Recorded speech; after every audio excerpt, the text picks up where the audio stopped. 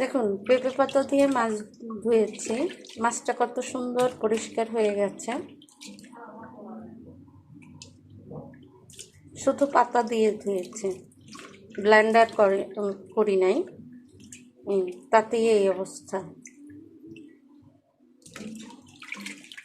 কারণ অনেক সময় পেঁপে পাতা ব্লেন্ডার করা হয় না, তখন আমি গাছ থেকে পেঁপে পাতা নিয়ে আসি আর সেটা দিয়ে এরকম মাছ ধুই, খুব তাড়াতাড়ি পরিষ্কার হয়ে যায় পেঁপে পাতা দিয়ে মাছ ধুলে।